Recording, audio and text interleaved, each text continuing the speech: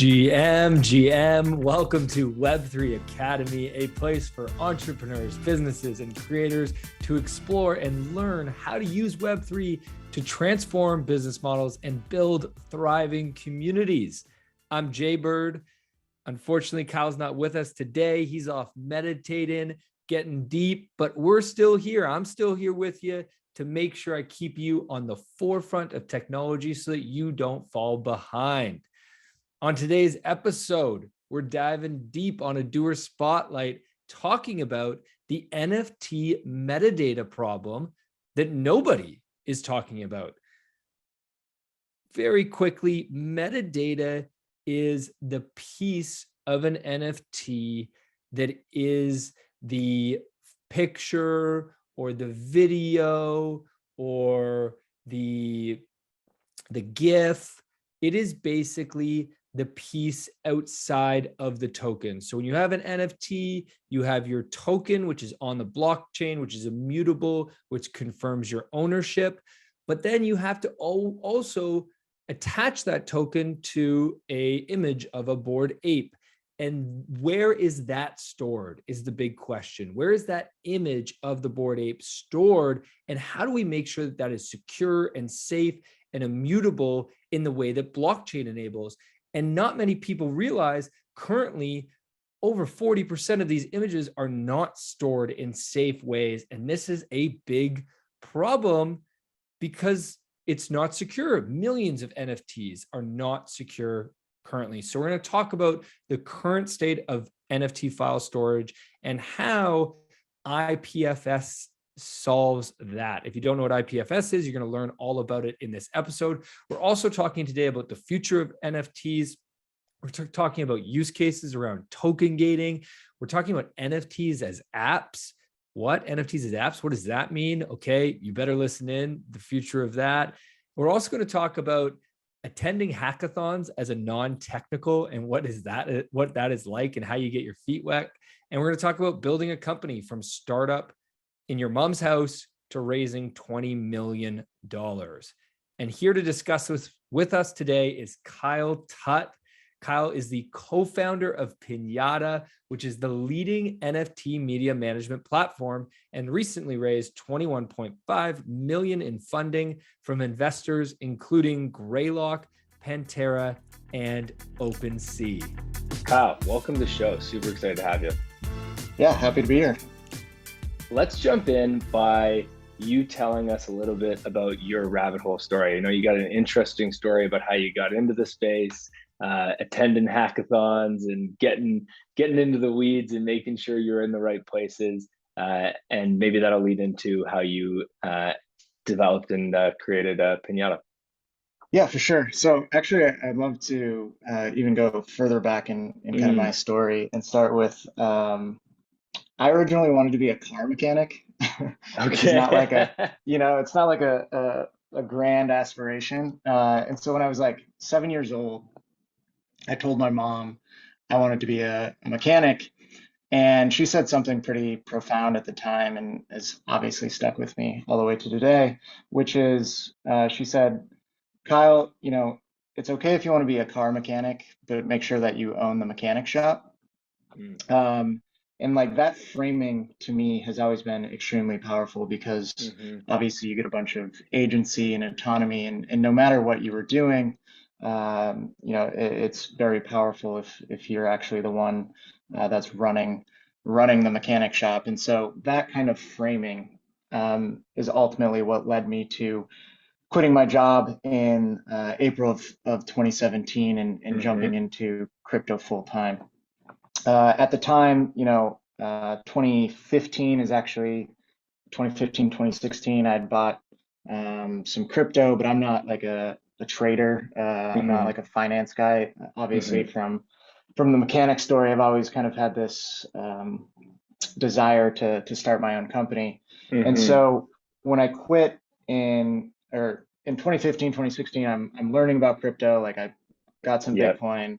But Ethereum was in 2016 was just like extremely fascinating to me, and smart contracts were blowing my mind. And back then there wasn't that much information. It's like you get a little bit on Twitter and maybe you get a little bit on Reddit somewhere, and Hmm. that's about all you can learn. But so I was learning about crypto and smart contracts, and by April of 2017, I felt this was a great time. I'm just gonna quit my job, jump into blockchain and crypto full time, and I really didn't have like a place I was going. I just knew, hey, like this stuff seems incredible. It seems exciting, and I want to build a company on this technology, even though I don't know what that idea is going to be yet. And so when I quit, I'm based in Omaha, Nebraska. There wasn't a bunch of kind of resources for me in Omaha. There wasn't a network of people that were really into this space. So the first There thing I wasn't an did, ETH Omaha at that no, point. no, there wasn't exactly, and there still isn't. So probably I should get on that. Get on that. Uh, but so I did is, I was like, I'm non-technical, so I'm the kind of the business side of the house, and but what I knew back then is like I needed to understand the technology at a much deeper level, for kind of a couple of reasons, but main one being, it was still very technical, and I think the space is just generally still very technical, but back then, Hmm. even more so. And I did want to like understand the space so I could like decipher kind of the real stuff from the fake stuff. Mm. And the way that I thought to do that was, all right, I'm just going to go to a hackathon, and compete at these hackathons, and I'm going to sit next to blockchain engineers, and people who truly do understand the technology and learn from them. Hmm. So in May, so like a month later, I jumped on a plane, flew to New York, and competed at a blockchain hackathon. We ended up being one of the winners of that. And I just kept doing that all summer of 2017. It's kind of where I cut my teeth and actually understood like what blockchains are capable of, especially back then. Hmm. Um, and really just kind of learned everything I could and tried to build out a network of people that, I still know today and have met many great friends all the way back then. Hmm. Um, and just kind of kept building. But I still had a problem where, I still live in Omaha, Nebraska, and I needed friends in the space to be closer to me. So what I did is I started the blockchain meetup group in town, Hmm. and it grew to 400 or 500 people. It was actually Wow. like a nice, yeah, it was pretty incredible. And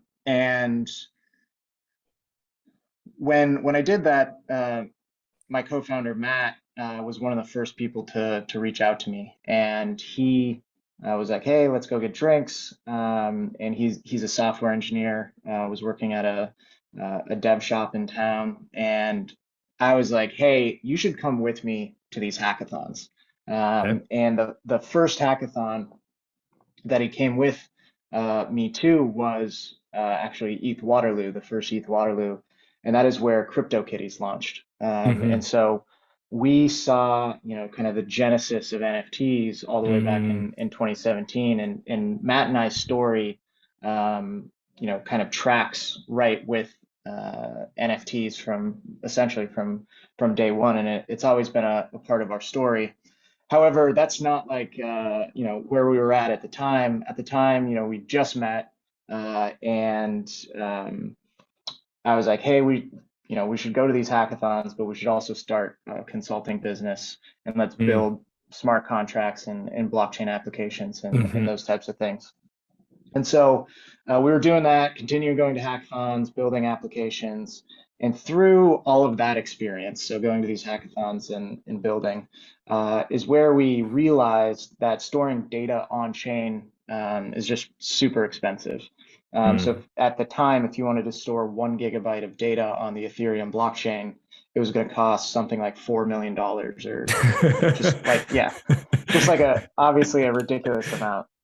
And so everybody at the time was using this protocol called IPFS, or the Interplanetary File System, but it wasn't very fast, it wasn't very stable. And so we just came up with this simple idea of let's make IPFS as fast and stable as we can, and then let developers use our IPFS nodes. And so we launched that in October or November of 2018 at Mm. the ETH Berlin hackathon, and actually ended up winning winning that hackathon. And at that point, we thought we were going to take over the world and raise a bunch of money and everything was going to go great. Unfortunately, that's not what happened, and we had a long journey to get to where we are today. But yeah, that's kind of our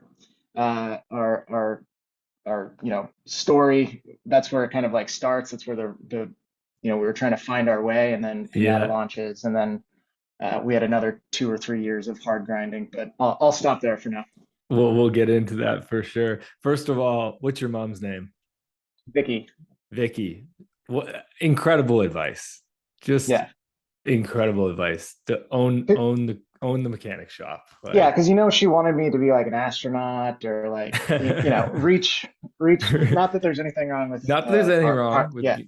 No, but no, I think as a 7-year-old, she was hoping I would have higher hopes, and ultimately I got there because of for her sure. guidance and her wisdom. I gotta just talk quickly because I've never had anybody on the show that has attended as many hackathons as you have, and Yeah, I'm not a tech guy either, and so I'm just always so curious about hackathons. So you're flying to these hackathons. I love that your commitment is just incredible. You clearly have a drive, unlike so.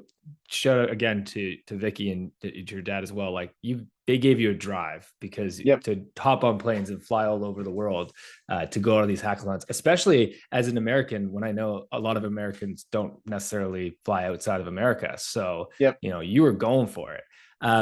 But what's it like when you show up to a hackathon and you're alone and you don't necessarily have any friends? Like, what's the Yeah. vibe? Like, how do you get in there? Yeah, so I'll start with the first one. So when I went to that one in New York, I'd never been to New York at that time. So I'm like fish out of water coming from Omaha, Nebraska, getting dropped into downtown Manhattan, and I was so nervous. I because like I'm non-technical, so I can't really Right. build anything. So it's like, what value am I really going to provide?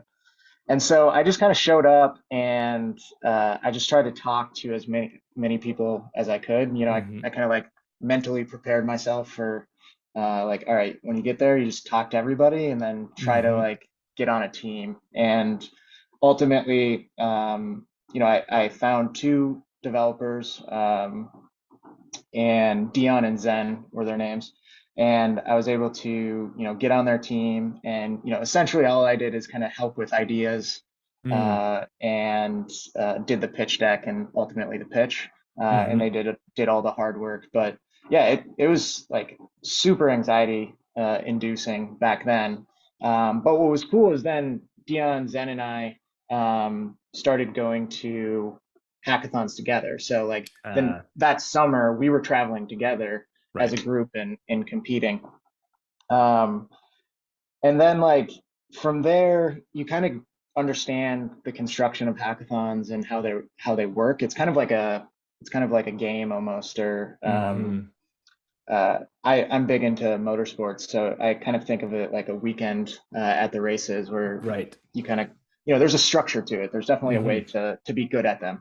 Right. And so yeah, we just kept going to them, and what I like about it is it's a set amount of time, right? It's 24 Mm-hmm. 36 hours.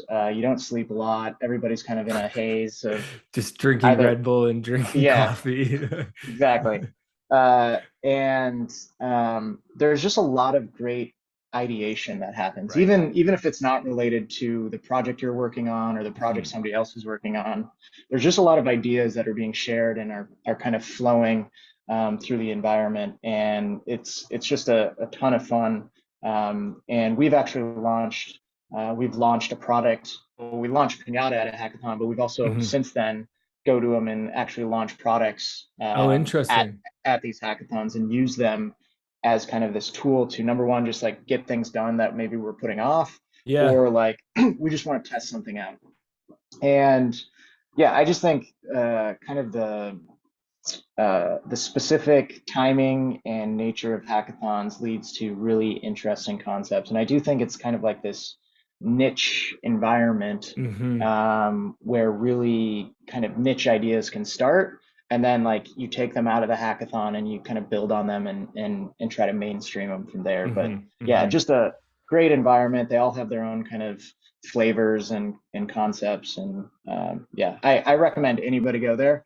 And if you're non-technical like I was, just try to make friends and leverage whatever value or skill you have. Try to leverage that and get on a team. But interesting that there is a place for non-technical. Like Yep. to be honest, I would have assumed that there was no place for non-technical at hackathon. So that, I mean, Yeah. that's So encouraging in itself, right? And the other thing that comes up for me is I went to business school and we used to do 48-hour case studies where you sort of similar to a hackathon. You had 48 hours to do one case and then you had to do a pitch and presentation at the end. yep. And I'll never forget those experiences because of what it taught me about resilience. Like Right. you're not sleeping, you're up all night, but also like just that feeling of accomplishment that can Right. come from that level of focus and productivity. I think it's a really good thing for humans to just Yeah. feel that, oh wow, like I can do that. You come out of that with, I'm not surprised that you guys came out of ETH Berlin like with Pitt. You won the hackathon. You Right. guys are like, we're gonna take over the world, like Yeah. for sure, right? That feeling Yeah. would be No just so doubt. strong. Yeah. But Um, okay, so sorry, you got one more thing you want to say? well, I was just gonna say, like, one of the things we learned in one of the earlier hackathons is typically what happens is like the biggest skill you can have is time management at a hackathon. Mm, mm, And I've seen it a million times at this point where people start with the one idea, they don't like it, and they try to change it at midnight on mm, on Saturday or whatever, and they just can't make the pivot. And so like there is actually quite a bit of value in business people or people that understand time management on like mm-hmm, making sure that whatever the idea is, you get it, you set with it, and you're just going to roll with it regardless. Because when you make that pivot late, you just don't have enough time. It's mm-hmm. kind of like the British Bake Off or whatever. It's like once things start going wrong, like you may as well just throw in the towel completely and just kind of hang out. And so there's definitely value of all skill sets. It doesn't Yeah. matter who you are or what you do. You can add value at hackathons. Yeah, I feel like there's a like a t-shirt or something from that, like, don't make the midnight pivot. Yeah, something, that's great. Yeah, exactly. something like that to wear at a hackathon.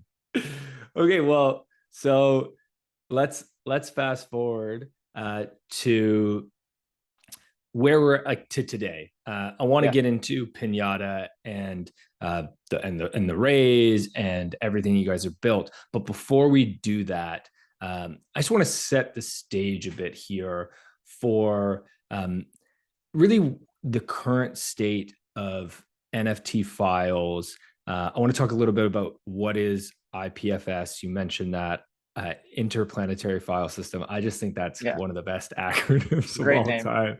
I don't know what alien came up with that, but that is so good. Um, and yeah, like let's just set the stage for us of what's the current problem in the NFT space that you guys see right now? Yeah, so what we're focused on is the files and managing the files. And a lot of people might not know, but the NFT is just a token that's sitting on a blockchain, and Yeah, it's really just kind of representing or pointing to everything else. And that everything else would be like the files, so the image, the video, the whatever it right. ultimately is.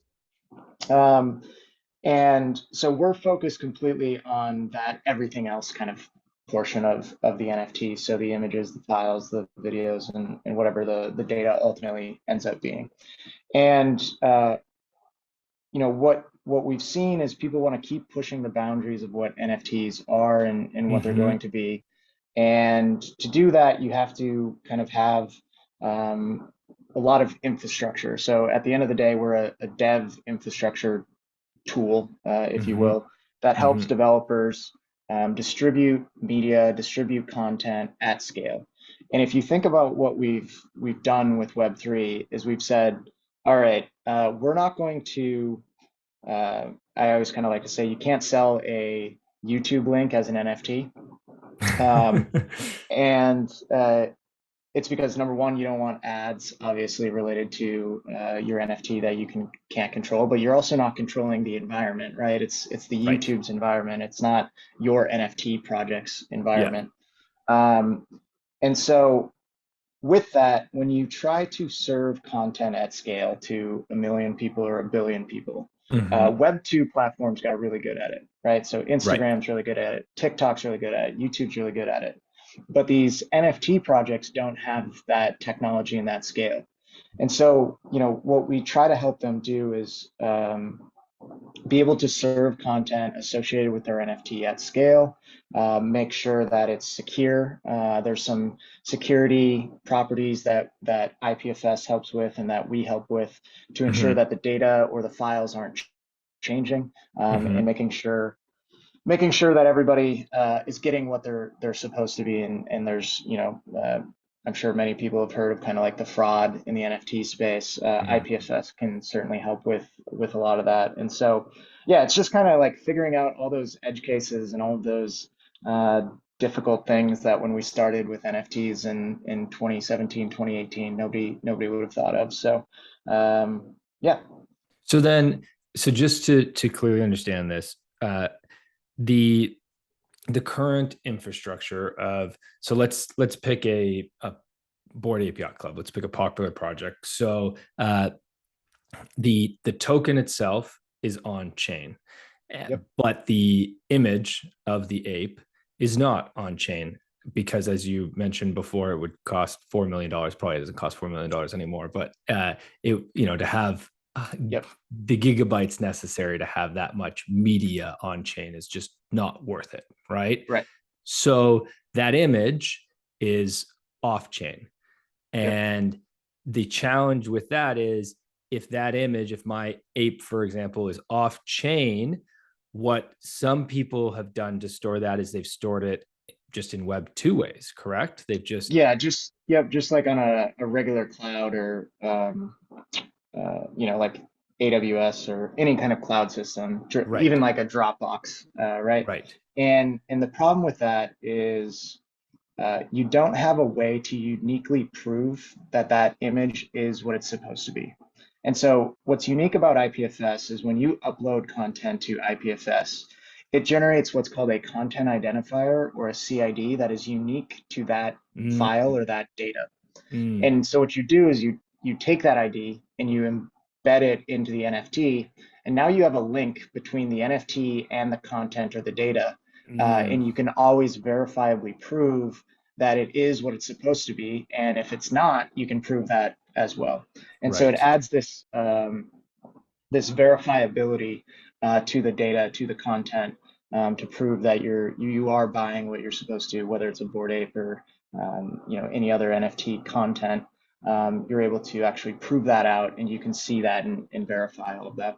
right. Which, like, we're using the example of a Bored Ape. I mean, and I'm not making light of Bored Apes, great project, Yep. incredible success that Yuga Labs had, all that. But we're talking about like an image, right? Like, does it really, I guess the risk there is that if if the image itself wasn't secured properly, then the creator could go in and change the image and I'd have a different looking ape, right? Yep. Which, like, yeah, that would suck, but like, I don't know. Forgive me, it doesn't seem like the end of the world. Right. But the bigger issue is when we get into other use cases of NFTs, I Right. think, right? Yeah. Like when we talk, go ahead. Yeah. And so, kind of what we've always thought NFTs were going to be was much more than just images. The Mm-hmm. first blog I wrote on NFTs was actually in December of 2017. And being from Nebraska, I was trying to apply what I knew, which was farming. And so I was like, how do we like buy and sell combine data?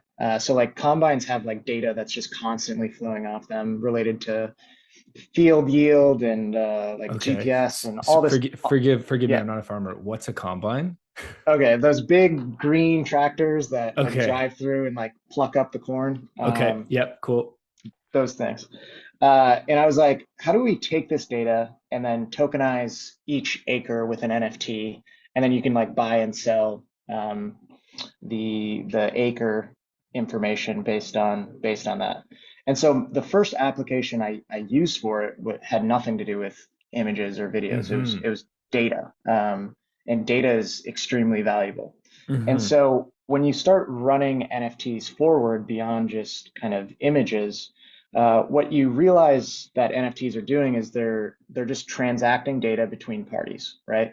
You are buying and selling something of Yes. value between two parties, and what's always unique about um, blockchain is there's a high chance you don't know who's on the other side of Right. that trade. Right. And so to make that efficient, what you have to do is you have to have that provability or that verifiability that the data is what it's supposed to be and you're Mm-hmm. getting what you're supposed to be getting. And this makes theoretically this should make commerce much more efficient at Mm-hmm. scale when you're doing Mm-hmm. this, when you're buying and selling data, when you're buying and selling apps, or whatever the future of NFTs are. Mm-hmm. And the analogy I always like to use is basically what we're solving is the telephone game problem, which is, when you have a line of 10 people and you start on one end and tell that person a sentence, by the time it gets to the 10th person, it's a completely different sentence. Mm-hmm. Now, what's great about the telephone game problem is none of that's on purpose. It's just like, data kind of transforms over time, whether you wanted it to or not. And what NFTs and IPFS and kind of this whole space is solving for is ensuring that the data doesn't change. And if it does change, you can see that it does, and basically just elevates trust in a transaction, and makes people Hmm. capable of transacting in a much more trustful environment, hopefully. Right. Right. Because it's immutable, right? Right. Whereas what you're saying right now, the current state, and maybe some stats, but I don't know, how many NFTs are using, Web 2 servers to store versus how many are using I think, yeah, IPFS. I saw the latest stat I saw is something like 60% of all NFTs use IPFS, and then Okay. the other 40% is some combination of either Web 2 or maybe it's other Web 3 Right. technologies. So a significant portion, So it's going in the right direction then. yes, yep, Right. absolutely. Right. And is there any reason why somebody is there any other solution other than IPFS, or is Well, that yeah, the so yeah, standard? there's definitely other solutions out there, but what IPFS is so good at is that it can run anywhere, and it's a relatively easy protocol to run. Mm, And so from an adoption perspective, developers really like it. And that CID component that I yeah. mentioned earlier is just really simple to understand once you kind of Mhm. understand the power of it. And yeah, so it's kind of taken off and has become the dominant protocol for files in the blockchain space. And what's cool Right. about IPFS is it works for every blockchain. So whether it's Ethereum or Mm, Solana or name a blockchain, that same CID paradigm works for every single one of them. right. Yeah. And the other thing it makes me think of, the other use case is soul-bound NFTs. And when we talk about identity, like when we think about what just happened with COVID and the manner in which we I guess ensured that everybody was vaccinated, Yep. like I'm flying around the world with a piece of paper that, I mean, anybody could have forged that piece of paper. It would have been so simple. And that was my verification of this stopping this pandemic. Like Yep. the potential to have like identity based NFTs. And obviously, if we have an identity based NFT, we've got to make sure it's immutable, because then Yep. what's the point, right? So Exactly. IPFS would definitely solve that as well.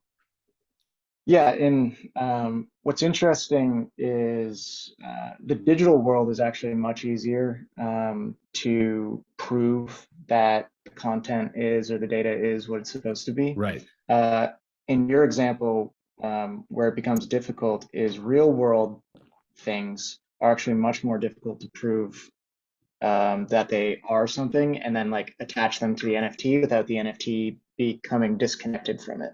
Right. And IPFS helps with that. But like, if you want to prove that a car is the car that you said it is, Yeah. you essentially have to create some data trail Mhm. that that thing was never like stolen, or the VIN number was never changed, or like there's all sorts of stuff related to with real world assets that actually becomes really interesting of like, how do we identify these things reliably?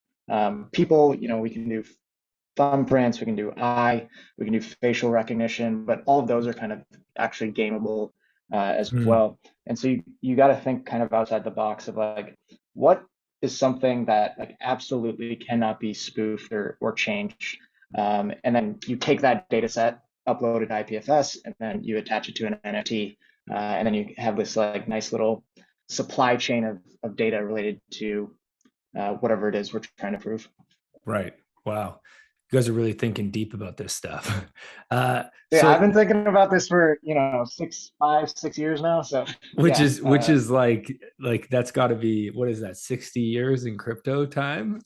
yeah, it's That's been a while. So it, like the thing that I loved about this latest NFT boom is like, it showed.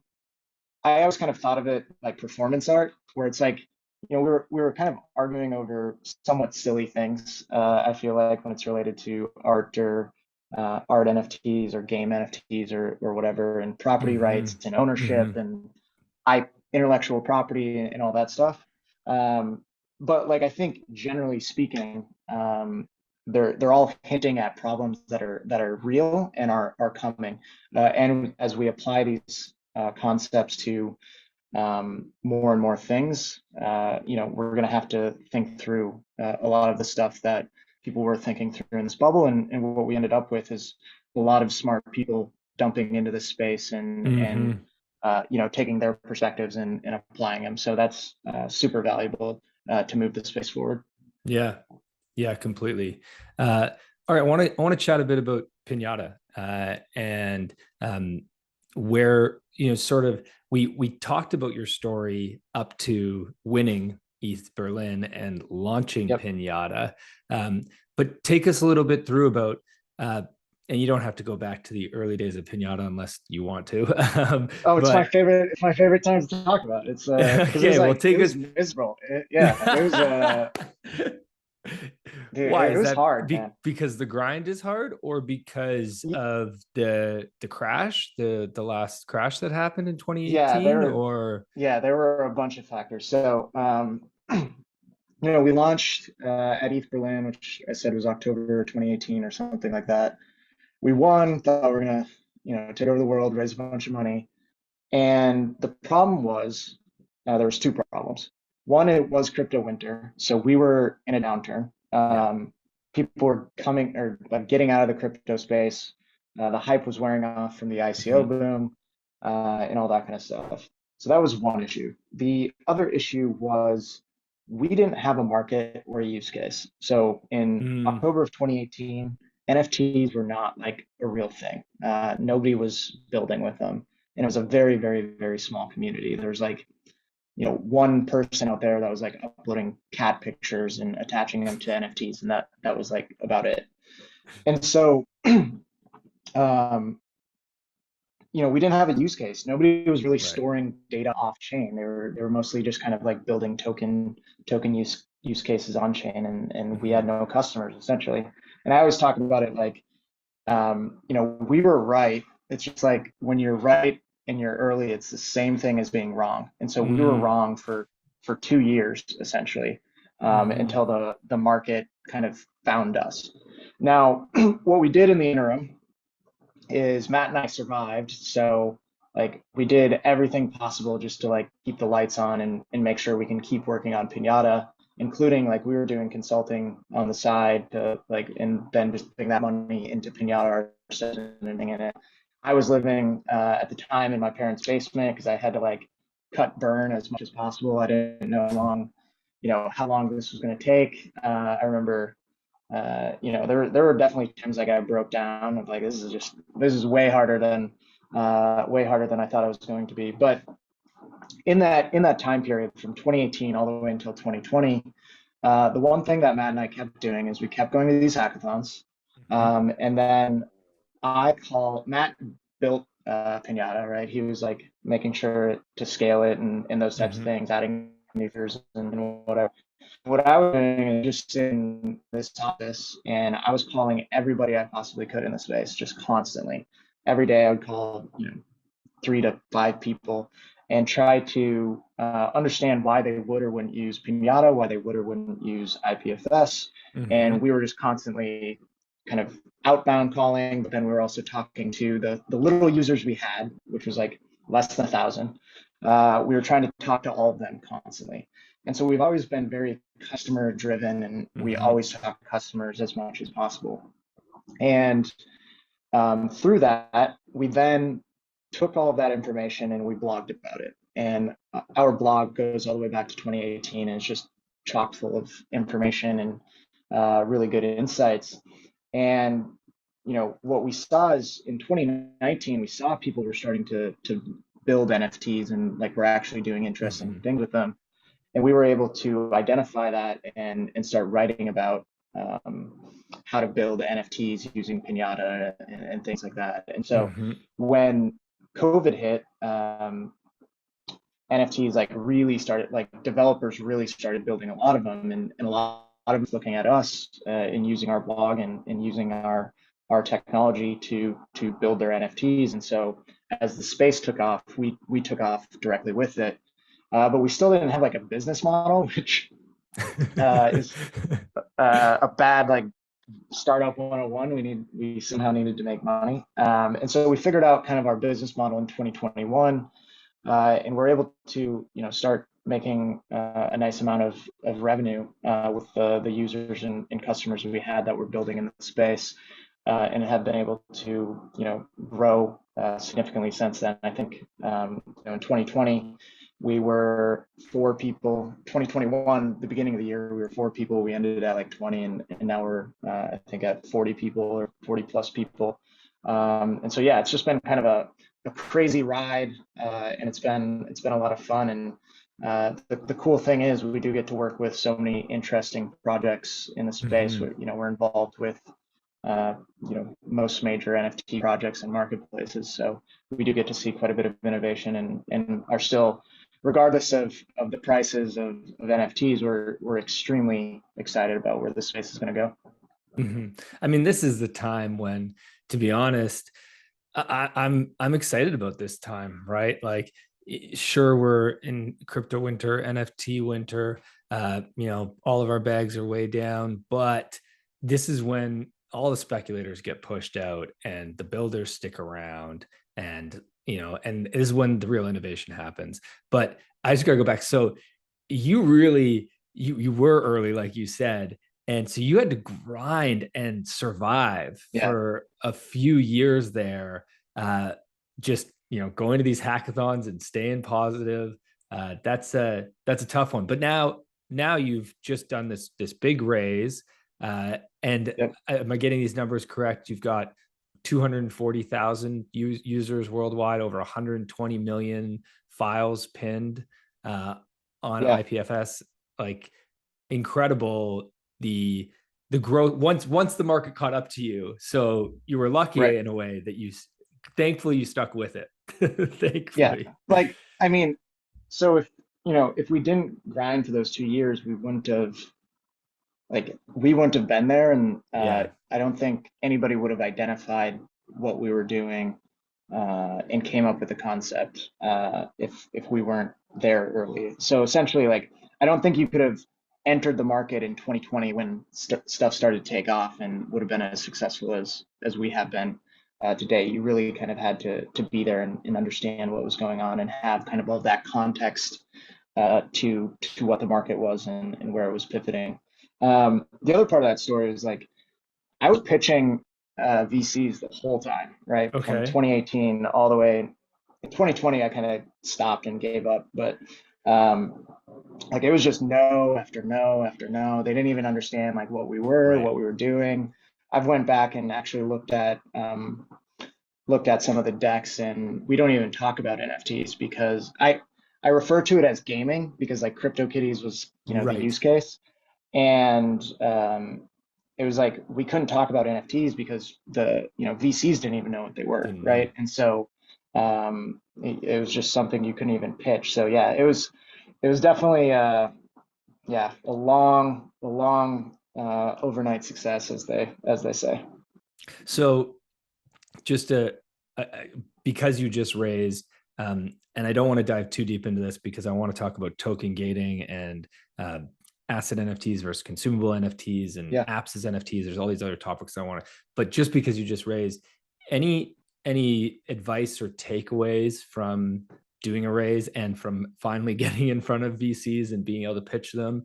Any lessons learned to share?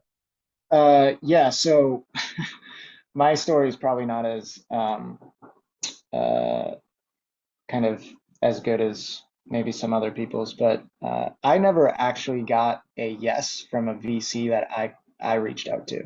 Okay. Um, so in April of 2021 or February of 2021, our seed investors actually reached out to me, cold reached out to me because they saw two things. They saw our blogs. So they were reading our Hmm. blogs and they're like, oh wow, they're thinking like really differently Mm-hmm. about the NFT space, even though the bubble was kind of already like starting. And they liked the way that we were thinking about it. And then when they were like going around and talking to different companies about it, they realized like everybody was already using us, and so we were definitely like a very bottoms up um, kind of grassroots company, and by that time had already had like 20,000 users or something to that point. And so, my ability to sell to VCs is probably not very good. But at the end of the day, we put in the work, and we Right. got users, and we found a market, Mm-hmm. and that's ultimately what got us to a yes. And so, I can't tell you how to pitch or sell successfully, but I can, share my story on how to build a successful company. And ultimately, that's the thing that truly matters, and what will get you to a yes. Totally. And one, I think exactly the two takeaways for me there are: one, create content, right? Yep. Like clearly that got you, a, that gets you a lot of attention from your customers. It shows you as a thought leader. It's how your first seed investors found you, right? There's so much value. If you're out there and you're creating a Web3 business, creating any business, make a blog and Yep. create content, right? Like just write.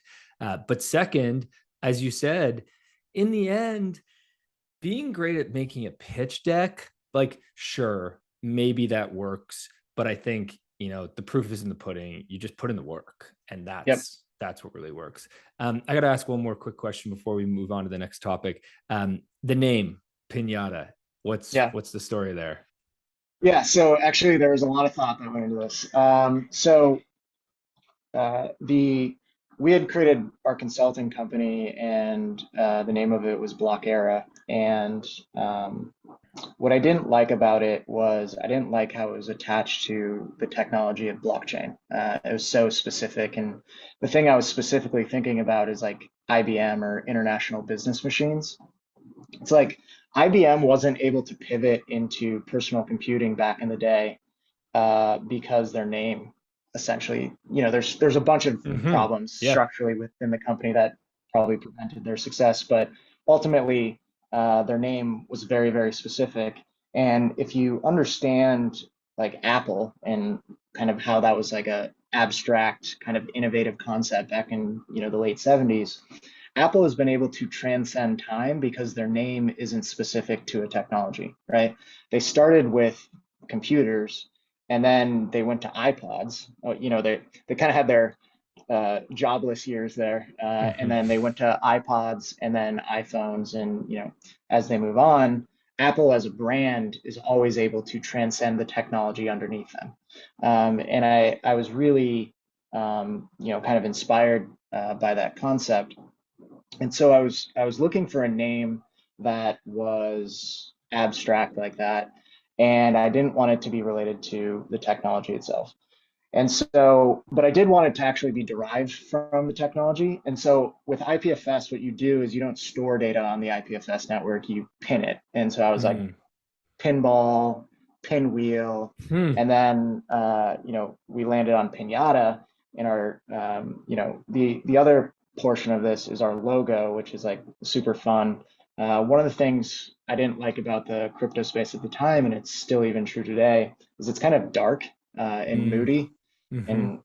and so we wanted to go the other direction. We wanted to be Hmm. as happy and fun as we possibly could, and we wanted a sticker of our logo that could like go viral at hackathons, right? So Mm. if you think about it again, we were spending so much time at these hackathons, and as the non-technical person, I'm just kind of sitting there just watching because I don't have that much to do. And I'm just kind of looking around at these hackathons, and like I'm noticing how stickers are like currency on laptops. And like if you could get Hmm. a logo and a brand that just takes off at a hackathon, it's probably going to be successful outside of that. And so, yeah, we put a lot. Matt and I sat in this office and put a lot of thought and effort into our look and our feel. And thankfully, it's kind of held up, and we haven't had to change it or anything like that. So, we love Pinata at NFT NYC. We had an 8 foot giant Pinata. We have one hard rule though, and people love to ask this. No, you cannot hit the pinata. It's just not. It's not a good look. We don't want people hitting our logo. But so there's no summer barbecue or summer company event where you guys have pinatas to hit, and then maybe more I pinatas fall out. Like maybe it's like meta, and it's like a big pinata with small pinatas inside. so what we've leaned into. So one of our values at Pinata is being whimsical, in whimsiness, Yeah. and so kind of how we lean into that is like everybody wants to know what's inside of the pinata, and it's always, kind of better to think of it as whatever your imagination can make it, and you Hmm. actually never get to know. So it's kind of just an unknown that you have to be okay with. I love it. I love it. It's so can I get a sticker? Can I get, Oh if you guys yeah, are if dude. you guys are listening to the podcast and you can't, or if you're watching on YouTube, you can see Kyle right now. He's got a pinata hat on, which is just Yeah, a sweet looking hat. I want one of those. You got just got a lean back. You got a shirt. pinata Yeah, shirt on. You got the neon sign in the background. There must be 10 pinatas on the screen right now. I yeah. mean, it is such a good brand. Oh, there's a couple more. Yeah, yeah. No, it's a lot of fun. Yeah, And like it emanates across the company. totally. Like our company is very happy and upbeat, Hmm. and when Hmm. when people meet us at conferences or at hackathons, like it's truly infectious, how happy people are. And like obviously we put in the work and you know do the right things with the product and have a good product and all of that, but the Hmm. brand is also a big portion of that, and it's just a Totally. fun environment to be a part of. It's amazing. I love it. That's a great story. Thanks for sharing that. Okay, let's switch gears here. Let's talk about token gating NFTs, because I think this is such an exciting further use case of NFTs. I mean, there's one of the things that I think you have said so clearly in your blog, which I was reading in preparation for the show, was just how one of the challenges with NFTs is they can be used in so many ways. And so we're sort of stuck in this like same way as really as the beginning of the internet, we're stuck in that it's so difficult to conceptualize different ways to use technology, right? Like it's just, unless you're, somebody like yourself or a Vitalik Buterin or, one of these founders who just have that ability, it's very, for the average person, it's all you see is like, oh, NFTs are these JPEGs, and that's all you can think of it. So that Yep. makes it very difficult. But I think the other thing that's so cool is when we do put NFTs in the hands of our consumers as a business, well, then what can you do? What comes next? And that's what we really try to talk a lot about on the show, is that it's not just about, oh, selling an NFT. It's actually, we often say, give away an NFT. Just give it away just so you can Yep. get it in the hands of your consumer, because then you can do so much more. And token gating is one of those things that we talk a lot about. So would love to hear you talk about token gating, the sort of use cases that you're seeing or the examples of token gating, and we'll lead into that. Yeah, for sure. So I first saw or understood the concept of token gating back in it was probably like April or May of 2021. Mm-hmm. It may have been Bored Ape Yacht Club or one of the 10K PFP projects out there. Mm-hmm. And what I saw was they were using this thing called, I think, Collabland. It's this tool where if you had the NFT, you could then go to a Discord. They would verify whether or not um, you own the NFT, and then if you did, it would give you access to a private Discord channel. And then within that private Discord channel, obviously there's like the conversations that are going on. But then what they were also doing is that's how they were sharing like private content. So whether it was a musician or maybe it's a video or podcasts. I saw people doing podcasts or whatever, and I was like, I felt it was a really really cool concept, but like the flow of it felt very convoluted. Like, why are we using Discord as our file sharing mechanism? Is essentially what I was asking, and I kind of realized that it was a really powerful kind of motion of check if this NFT exists. If it does in the wallet, then serve content. And I was like, how can we just make this as easy as possible? And so, we took Pinata and figured out that we could make this much easier and just verify whether or not they have the NFT and then serve content based on that. And so at Pinata, we call it submarining, or we, use submarine content. Um, and it's just based on, again, ownership of the NFT, and that can be any kind of content you can imagine. And so what we're seeing is people are using this token gating concept to distribute content in new and unique ways. And the other thing it does is it allows you to build new and unique business models. Mm-hmm. So maybe it's, hey, do you have this NFT? If yes, then you get the content. Or maybe it's, hey, do you have this NFT and this NFT? We've even added things like, hey, you have to be in this location and have this NFT to get this content. So you can not only token gate, but you can location gate. And you kind of just keep layering these technologies on top of each other. And what you realize is that if you go and look at most Web 2 platforms, the majority of them are based on role permissioning. So you either have to have an email, or you have to know that person, or like you're an admin or something to that effect. It's a role. And what token gating is it's based on events. So is this true? If it is, then we'll do something.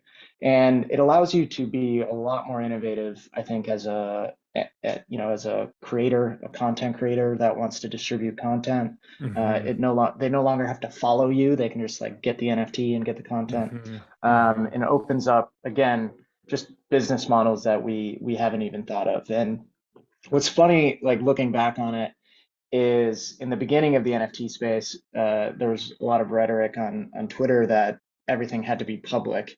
And what we're seeing now is like, no, now everybody wants everything to like be private, and Right.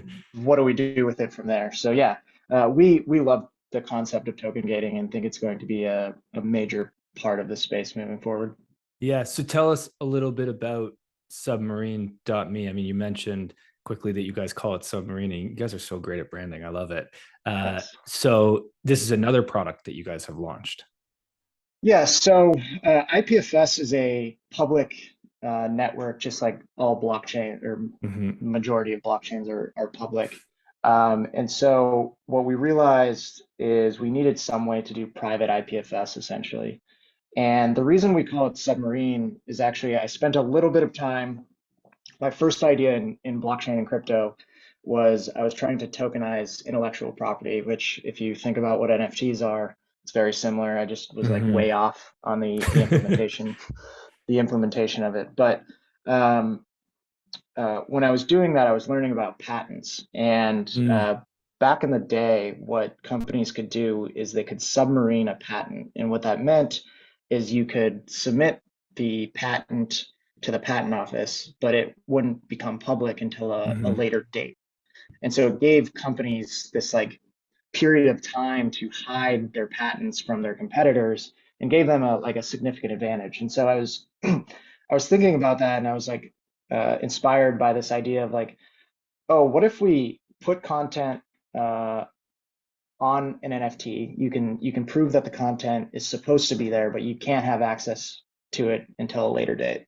And so this isn't like 2020. So if you're thinking about this today, you're like, oh, this doesn't seem that innovative. But at the time, it was like fairly innovative. Hmm. And just, yeah, so was inspired by that concept. And we just kind of kept iterating on that concept and iterating on that concept until, we then rolled in token gating with it. And we're like, all right, so we have an NFT, it's public, the NFT is on a public Hmm. blockchain. Hmm. There's content associated with it, but we need to ensure that it's only served based on certain parameters.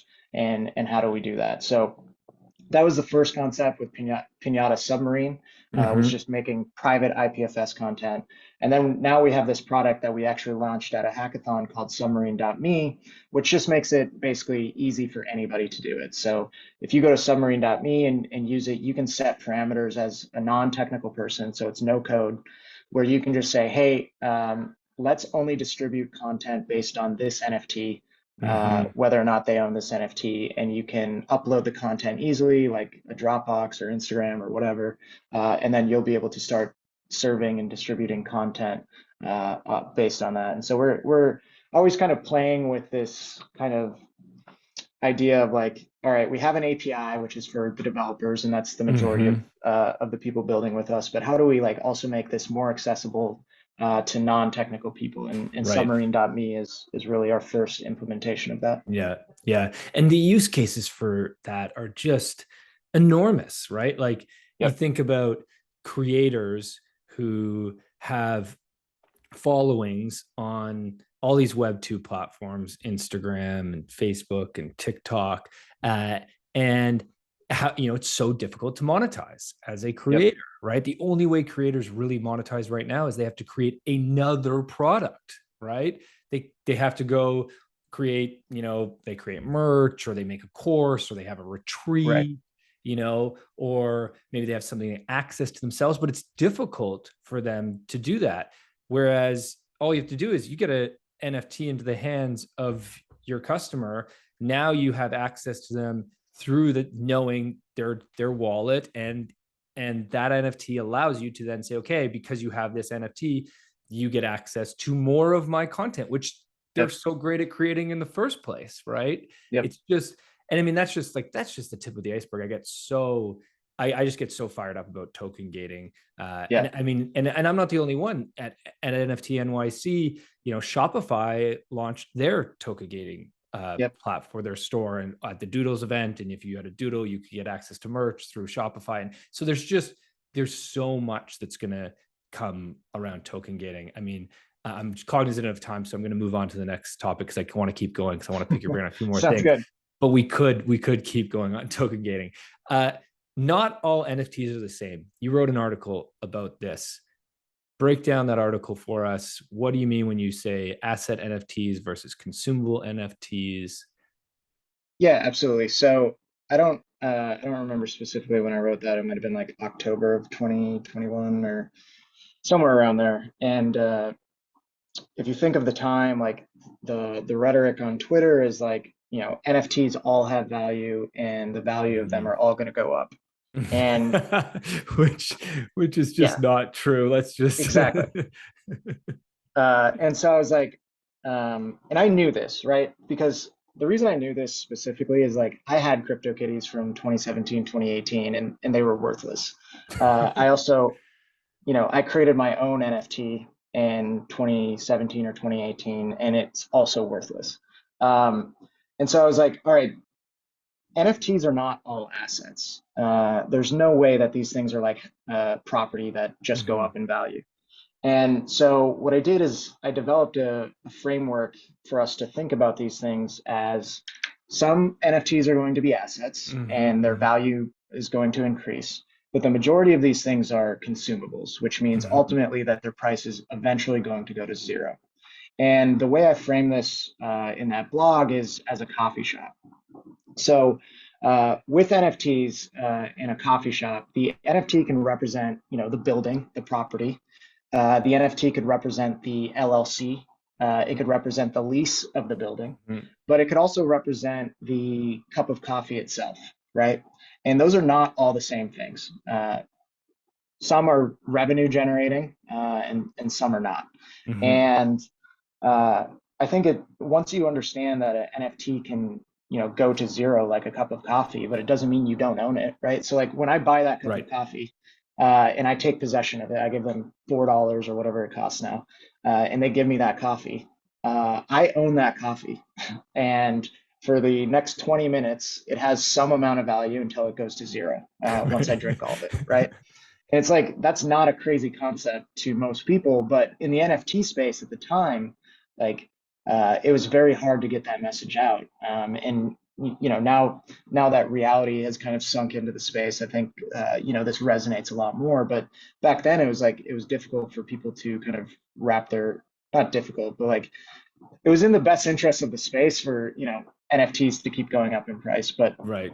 um, once you have it on that paradigm of assets to consumables and kind of understand this concept, then you can start thinking about like what are the other use cases? Mhm. Can I make a NFT that only lasts for 3 seconds or 1 second, or maybe it lasts for a year? You start playing with the parameters of like how long does an NFT exist? Because there was also a bunch of rhetoric in the space that NFTs had to last forever. And I was like, Mm. that seems kind of like a ridiculous thought. Like my car doesn't even last forever. I think the average car lasts for 10 years and they're made of like Mhm. real materials, Mhm. And so once you kind of get over those, I guess, mental hurdles, I'll call them, Mhm. Mhm. in the space, you can start building, really cool things. And so that paradigm to me kind of like obviously conceptualizes it to things that people know, and is a nice analogy, and hopefully helps the listeners out there understand that these things can be anything and everything, and it doesn't mean Right. that they have to go up in price. Yeah, it's so true because right now, I mean, collectibles is really that's that's what's taken off so far with NFTs, right? I mean, that's even the Yep. word that, you know, Facebook and Instagram, when they launched their NFT platform or their integration, I should say, they call them digital collectibles. Yep. So any examples you have of consumable NFTs? I mean, obviously, do you foresee that somebody's going to buy an NFT in order to get a coffee? Is that So maybe not that use case, but it's like, you know, if you buy even music, if you bought a song, Mhm. technically like that is a consumable, just like back in the day when we bought CDs, those were Mhm. were technically considered consumables. The Mhm. price of them effectively goes to zero over time. Mhm. Um, and so if you buy one song, and I've kind of played with concepts in my head of like, what if a musician released an album early, a month early, Mhm. uh, and there's only 10,000 albums that you had Mhm. access to. If you think about it like that, and the diehard fans would buy it maybe for $500, but every single day that you get closer to the day when it actually releases and Mhm. everybody has access to it, technically the price is probably going to go down, right? Right. If you think about it. Right. And it's Yes. going to neutralize to whatever that price of the album is on release day. Mhm. Mhm. And so there's like cool things you can do with that, and technically that's like Yeah. a consumable. Yeah, I don't know. I always think of just a gallon of milk and how it like spoils, and like thinking of that Mhm. concept of like what if games spoil or disappear, or those types of things. So I don't have a great answer for you, No, but but it's yeah, it's fun to play with. And the one thing I'm always trying to help my company with, and just like the general space with, is like don't get too locked into like the word collectible. Like I think mhm. that word is almost harmful because it makes you think a very specific way. And I'm always trying to like think of basically the opposite direction, and try to Mhm. build mental models that look at things from a different perspective. Totally. I love it. Thanks for being such a great thought leader, Kyle. I'm being cognizant of time here. What's your time looking like? Can you go past Yeah, our scheduled time? I got plenty of time. Okay, sweet. Okay, let's keep going then, because I want to unpack uh, the other another use case for NFTs, which is apps as Yep. NFTs. I want to talk about that and get your thoughts on that and dive into that.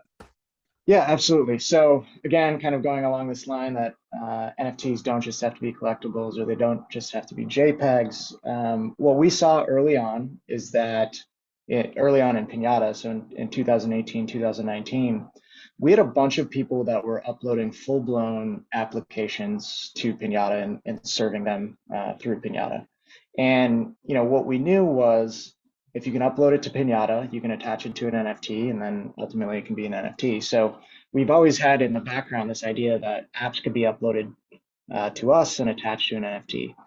And we're starting to see that a lot more now. The first implementations are like games.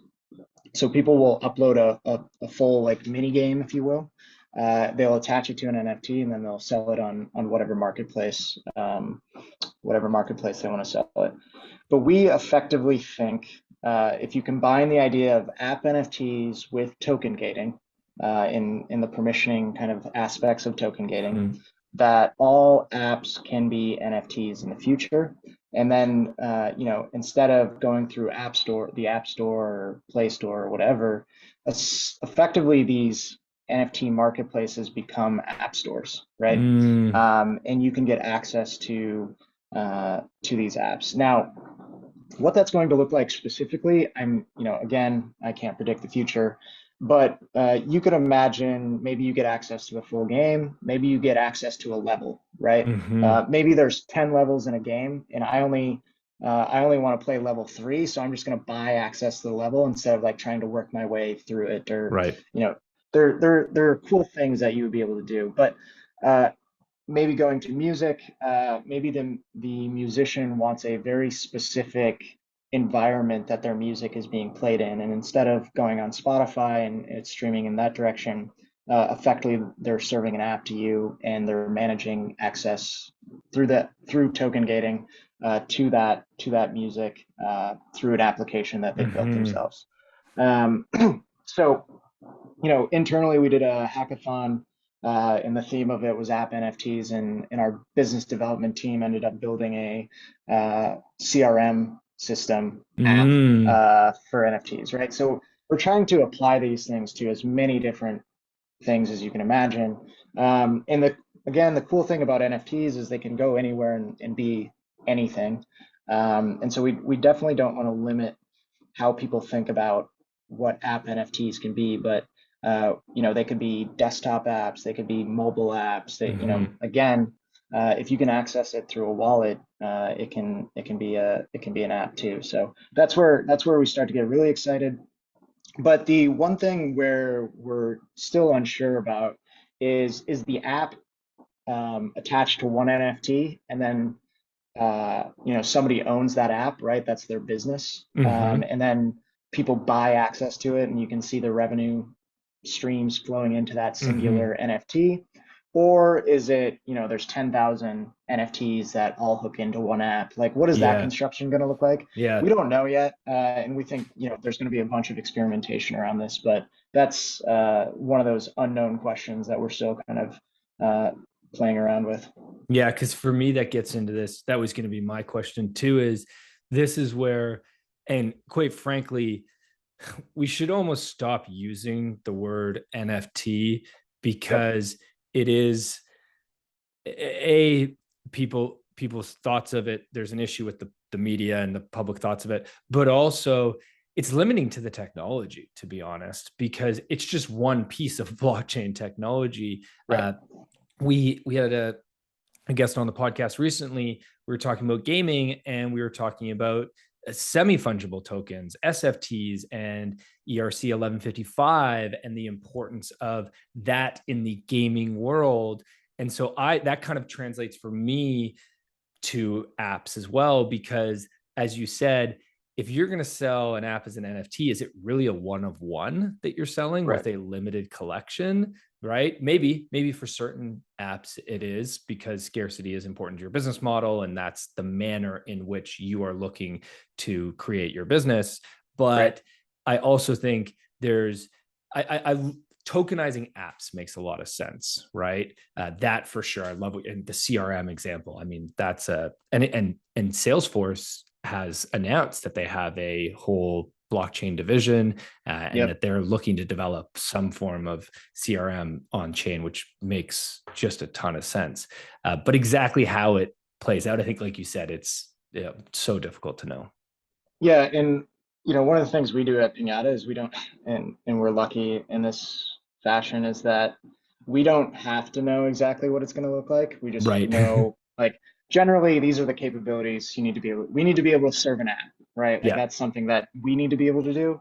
And Yeah. then underneath there, the super smart developers out there and people building in the space are going to figure out the playbooks and Hmm.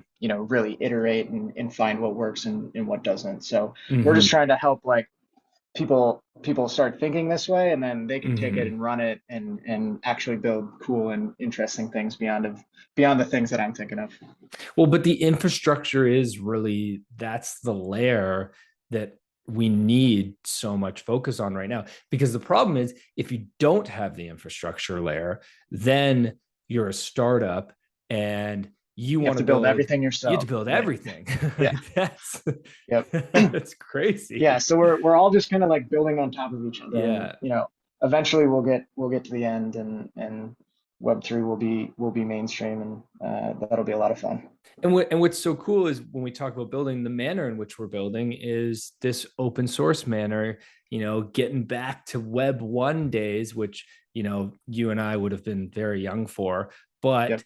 it was, so we don't necessarily remember, but from what I've heard, there is a different feel to Web 3 compared to Web 2, because of really that view on open source and of building together and this shared economy. And that hasn't existed for a while. We've focused on walled gardens and protecting IP, and that's we're flipping the switch, which is an exciting place to be building right now. Yeah, for sure. And I'm stealing this from somebody, and I forget who said it, but effectively, what's so great about Web3 is you can't Google the answers to it, right? Hmm. In Web2, the answers exist somewhere. Somebody's probably thought of it. Somebody's probably already solved the problem, especially kind of, on the software development side, a lot of things have been solved. And so what Web3 is doing is kind of like opening it up again and saying, hey, let's rethink everything, and let's come up with new questions and new answers. And creativity is super valuable right now. And if you're someone out there building, you can easily kind of influence the direction of the space by kind of being a person that is thinking of new and innovative things, and you're not tied down to what the answers were on Google, or as you mentioned, the walled gardens or the platforms or anything like that. And I think that's the most fun. Again, we've kind of opened up the playing field again. I love it. Yeah, you just nailed it. That's such a great line. It reminds me of um, a line I heard the other day, which was talking about, we all complain about the UX in Web 3 so much, and somebody was the founder of Digidaiku, the NFT, which has just taken off recently. Gabriel Layton is his name, and he said that everybody complains about the UX. He said that he saw that the UX was bad, and he was like, that's where I want to be. That's the Right, sandbox I want to play in. Because if the UX is bad and the VC money is flowing that way and the users are also flowing that way, it must be good. Right? right. The There's something technology there. must be wanted and desired. Right. Yep. So yeah, I love that. Awesome. Well, let's jump into a speed round. But before we do, I just want to give you a chance. Is there anything else that you wanted to mention about Pinata, about Submarine, any other products you guys are working on that you want to tease out? Anything else on your guys' end that you want to talk about or let us know about? I mean, the one thing for us is like we are hiring, so Okay. I'll give a hiring plug, and just go to Mhm. pinata.cloud and check out the roles and positions. We are a fully remote company, so we'll hire anywhere, and are always looking for people that have different perspectives on the space. Even if you're probably listening to this, you're probably somewhat informed on the NFT space, but Mhm. we hire people that don't even have experience in the space because Mm. we need those different perspectives. And one of the things I do is when I hire or when we hire somebody that doesn't have any experience in the space, I always try to tell them like, hey, you have fresh eyes coming into this. Make sure you take notes and be like, this word was too hard, or this concept was difficult to understand, or like those things are valuable if we do want to fix some of these UX problems. How do we improve that? And the way you improve that is listen to people that haven't been in the space for 5 years and really try to improve it. So anybody and everybody is valued at Pinata, and we'd love for them to apply. Awesome. Well, we'll link to that in the show notes, and I'm sure that if you join the pinata team, it comes with multiple pinatas and Yep. probably lots of Oh stickers yeah. and lots of merch, which I'm The kind of best jealous merch. of. I got to figure out how to get some pinata merch. I We'll love get it. you a hat because That like would be sweet. That would be sweet. yeah. I want one of those hats. Okay, speed round to wrap up. First question: what's an NFT you'll never sell? Yeah, so it's the first NFT I made, which I forget the time. It was either late 2017 or 2018. And it was just me playing around with the concept of NFTs back then, and all it was a simple image. It's my version of the pinata, so I created like a version that kind of looked like me, Okay. and it's in like this cyber. It's just my Twitter. If you go look at my Twitter, it's that picture. I made an NFT of it back then. And so yeah, that one just has a bunch of sentimental value that obviously I would never be able to get rid of. Otherwise, I actually I haven't bought a bunch of NFTs other than NFTs that I think are very interesting from a technical standpoint. I was always looking Mm, at it from, are they pushing the boundaries of a technology, not like mhm. will a bunch of other people buy it or anything like that. It was more like exploratory, like, oh, this is cool. I like where this person is innovating. Cool. I love it. You're the second person to say that the NFT they'll never sell is they minted themselves. So Yeah. I really like that, and I think that's something that we're going to see more and more people doing as it becomes easier and more fun just to mint your own NFT. Another one of our guests just minted his own photo, like a photo that somebody took of him, and that was his NFT, Yeah. which he then used as his Twitter profile. So which gets into the whole digital identity thing. But we won't go down that rabbit hole right now. Next question: where are you learning the most about Web3 right now?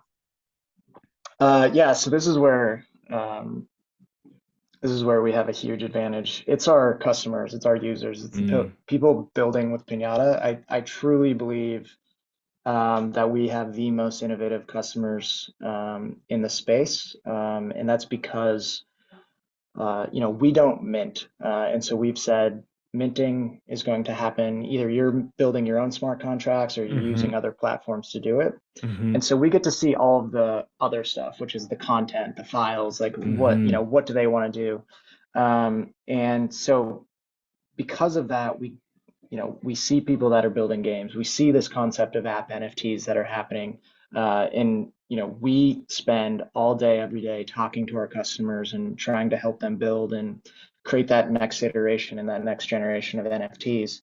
And they're the ones that come to us. They'll be like, "Hey, we read your blog or whatever, and that sparked an idea, and this is how I'm applying it to my life and what I know." mm, And that's like the most fun thing that we have going on. I actually, I don't spend a lot of time listening to podcasts or reading other concepts. I really do spend a lot of time just like with our primary source data, which is our mm, customers, and trying to understand, where they're going and what they're doing. And when you have, we now have 240, 250,000 of them. It's just a lot of fun to like see the experimentation happening in front of you and trying to help them out and making them better and they're making us better. That's awesome. Let me ask a question, which I didn't ask earlier. So, when we talk about data, one of the most exciting things about blockchain is the access to data that's all on chain. I just love cruising around doing analytics and just Yep. seeing all the crazy data that's available. So, is the same true with IPFS? Is that Yeah, data so it's also a available? yep, yep. So it's because it's a public network, so it is available and you can go around and look at it. And that's how like people like find out about new drops or Huh. certain NFT things is you can go explore the IPFS network. Now, usually the way they're doing that is it's going to be from the NFT first, and then they have the link to the CID, and then they can go explore other pieces of IPFS. Now, that's not true with like our submarining. That Right. is private data, and people don't have access to that, and that truly is private to them. But yeah, on the public IPFS network, anybody can go across and go find what's out there. Cool. Cool. Okay, next question. Something you've purchased recently for under $100 that brings you joy. Yeah, so I bought a cowboy hat the other day, Nice. and that it was under $100, so it's not like a super nice one, but I'm not like a cowboy, but every once in a while I'll put that on, kind of give me Texas vibes, pretend to be a cowboy. That's That brings me a lot of joy. I'm a fairly simple person, so like pretty much my computer and my backpack, and then like my car is like all I really need to survive. And so anytime I get like new shoes or a new hat, and I like it's years goes between getting right. new things like that, I'm always like pretty enamored with them at the time. So yeah, Cool. cowboy hat. Is there a pinata on the cowboy hat? No, so I got it down in Marfa, Texas, which is in West Oh wow, Texas, cool. middle of nowhere. It's like this art town. Art Blocks actually did something down there, Mm, but a lot of kind of a lot of Hollywood will go to Marfa, Texas. It's a hmm. very beautiful desert vibe. And while I was there, they suckered me into getting a cowboy hat. So Sounds like it was worth it. That's awesome. yeah, Okay, final question. If you had a billboard that 1 billion people were going to see, what would you write on it? yeah. So there's only like one. Um, There's only one quote that I ever remember, but obviously it must be important to me if I Mhm. if I can remember it. It's the measure of who you are is what you do with what you have. Mm, Um, and the reason I love it is because regardless of maybe the benefits or drawbacks that you've had and where you came from, everybody starts from a different position. The reason I love that saying is like that it takes it into context. mhm, Um, and somebody can come from way behind and maybe not get as far as somebody that started way ahead, but like mhm. contextually, they made it much further in life, and that can help with happiness and understanding that it's not all about um, how far you made it, just point blank. It's how far did you Hmm. make it in the context of who you are and what you have. So really love that one and have had it on my wall or written somewhere since high school. So That's really inspiring. Thanks for sharing that, Kyle. for sure. Awesome, man. This has been just a great time. Love chatting, love learning about Pinata. Thanks for sharing and thanks for building infrastructure. We need more builders like you guys in the space. Really appreciate the time. And I think we're going to have to get you back for a part two at some point in the future once, the space moves so fast. Well, once Yeah, app NFTs and those things are all coming out, would love to have you come back on the show. absolutely. This is my favorite podcast I've been on so far, so I really appreciate the effort and work that you put into it. I know you have to do a lot of research, and it's not always easy. So I appreciate that you were able to get all of that out of me. It was a lot of fun to be on. Thankfully, you guys have written a great blog, as you said. So while I can't Google a lot of the stuff that we're talking about on the show, I can Google Pinata and your Yeah, thoughts. So thanks for creating content. Kyle, have a great day, my man. Thanks again. absolutely. Thanks, Jay. Thank you for listening to Web3 Academy. We hope this helps you along your Web3 journey. And if it does, please share this episode and subscribe so you don't miss the next one. Nothing in this podcast was financial advice. Crypto and Web3 can be risky. You can literally lose it all. In fact, if you invest on account of what we say, you probably will lose it all. So don't do that. In all honesty, the point of this podcast is to remove the noise of markets and price and focus on utility and implementation anyway. So you should not take any of this as financial advice. Thank you, friends, and see you in the next one.